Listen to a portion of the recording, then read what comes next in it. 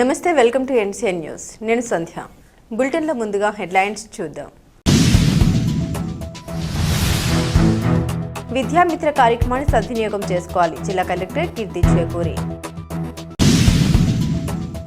తూర్పుగోదావరి జిల్లాలో ప్రభుత్వ ప్రాథమిక పాఠశాలలో చదువుతున్న విద్యార్థుల అభ్యసన సామర్థ్యాన్ని పెంపొందించేందుకు చేపట్టినటువంటి విద్యామిత్ర కార్యక్రమాన్ని వేసవి కాలంలో సద్వినియోగం చేసుకోవాలని కలెక్టర్ కీర్తి చేకూరి అధికారులను ఆదేశించారు. రాజమహేంద్రవరంలోని స్థానిక కలెక్టరేట్ నుండి జిల్లా పాఠశాల విద్యాశాఖ అధికారి, డివిజనల్ విద్యాధికారి, మండల విద్యాధికారులతో నిర్వహించిన వెబ్ఎక్స్ సమావేశంలో కలెక్టర్ కీర్తి మాట్లాడారు.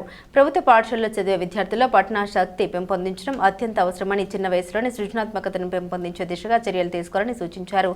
జిల్లాలోని 813 ప్రాథమిక పాఠశాలలో 1 నుండి 5వ తరగతి వరకు చదువుతున్న విద్యార్థుల్లో పునాది, భాష మరియు సంఖ్యా నైపుణ్యాల హామీ కార్యక్రమం పూర్తయిన ఇప్పటికీ ఇంకా అభ్యసన సామర్థ్యంలో వెనుకబడిన విద్యార్థులను దృష్టిలో ఉంచుకుని విద్యామిత్ర కార్యక్రమాన్ని అమలు చేస్తున్నట్టు తెలిపారు. ఈ కార్యక్రమం ద్వారా రోజుకు 2 గంటల పాటు గ్రామ స్థాయిలోనే బోధన అందించబడుతుందని అన్నారు. ఈ కార్యక్రమంలో భాగంగా ఉపాధ్యాయులు, విశ్రాంతి ఉద్యోగులు, చదువుకున్న యువత, మహిళలు స్వచ్ఛందంగా పాల్గొంటున్నారని, ఇప్పటి వరకు 729 మంది విద్యామిత్ర వాలంటీర్లకు తమ సుముఖత తెలియజేసినట్టు వివరించారు. ఈ వాలంటీర్లను విద్యామిత్ర బోధకులుగా పిలుస్తామన్నారు.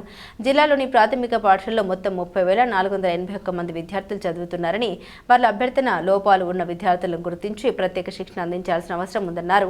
ఆట స్థలం కలిగిన 659 పాఠశాలల్ని వినియోగిస్తూ విద్యామిత్ర సెంటర్లను సమర్థవంతంగా నిర్వహించాలని జిల్లా కలెక్టర్ కీర్తి చేకూరి సూచించారు.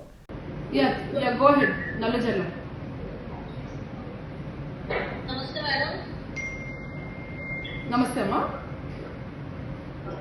నేను ఎంపీపీ స్కూల్ జగన్నాథ్, నల్లజల్ల మండలం ఎంపీపీ స్కూల్ జగన్నాథ్ నుంచి ఓకే. నేను ఆల్రెడీ డైట్ కంప్లీట్ చేస్తున్నాను మేడం. నేను వాళ్ళకి నేర్పడం ద్వారా,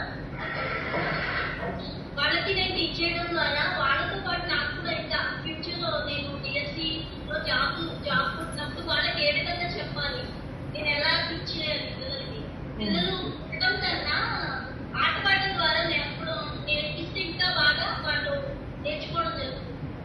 నేను అదే కాకుండా 1 to 5th క్లాస్ సండే స్కూల్లో చదివి కంప్లీట్ చేశాను మేడం. సో మా పిల్లలు ఇంకా బాగా అభివృద్ధి చేసి ఇంకా బాగా నేర్చుకుని ముందుకు వెళ్ళాలని. అమ్మ మీ పేరు చెప్పలేదు. మీ పేరు? నా పేరు కాంచన దుర్గా వీరమణి. గుడ్ అమ్మా, వెరీ గుడ్. Thank you. ఎంతమంది పిల్లలు మీ స్కూల్లో కొంచెం స్ట్రీమ్ లో ఉన్నారమ్మా? పిల్లలు లెర్నింగ్ గ్యాప్స్ ఉన్న పిల్లలు ఇంచుమించుగా ఎంతమంది ఉంటారు? స్ట్రీమ్ చాలా తక్కువ మంది పిల్లలు ఉంటారు మేడం. ఓకే. స్ట్రీమ్ మౌంటైన్ కూడా ఫోకస్ చేయడం మంచి. సరదాగా మీరు అన్నట్టు సిలబస్ లాగా సీరియస్ గా కూర్చోబెట్టి భయపెట్టేసి కాకుండా సరదాగా కొంచెం ఇంట్లో సరదాగా నేర్పిస్తే డెఫినెట్ గా మీరు అన్నట్టు బాగా పికప్ అవుతారు పిల్లలు. యా, ఆల్ ద బెస్ట్ అమ్మా. నెక్స్ట్. నమస్తే మేడం, నేను విడదల ఎంఈఓ మాట్లాడుతున్నాను. చెప్పండి. మా మండలంలో పురుషోత్తపల్లి నంబర్ 1 హెడ్ మాస్టర్ గారు విద్యామిత్రగా వ్యవహరించడానికి తనంతట తానుగా ముందుకు వచ్చారు. వారు మాట్లాడేటటువంటి ప్రయత్నం చేస్తారు. వారు అందిస్తే మాట్లాడండి. ప్లీజ్ మాట్లాడండి.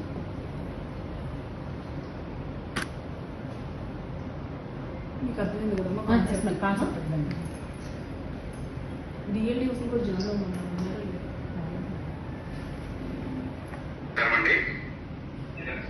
నమస్తే. నమస్తే. పేరు వై కృష్ణమాచార్యులు, మండల పరిషత్ ప్రాథమిక పాఠశాల నెంబర్ 1 ప్రధాన పంచాయతీ. డిఎఫ్ఎల్ఎన్ ప్రోగ్రామ్ అనేది డైరెక్టర్ రామరాజు గారు డిజైన్ చేసింది. చాలా అద్భుతమైన ప్రోగ్రామ్. మరియు పిల్లలు ఎక్కడైతే వెనుకబడ్డారో ఆ వెనుకబడిన అంశాలన్నింటినీ కూడా ముందుకు తీసుకురావడం జరిగింది. నా స్కూల్లో 25 మంది పిల్లలు ఉన్నారు. 19 మంది పిల్లలు స్కైలో ఉన్నారండి. ఓకే. 6 డ్రీమ్లో ఉన్నారు. అయితే రేపు సోమవారం 27వ తారీఖు ఏకాదశి ఏంటంటే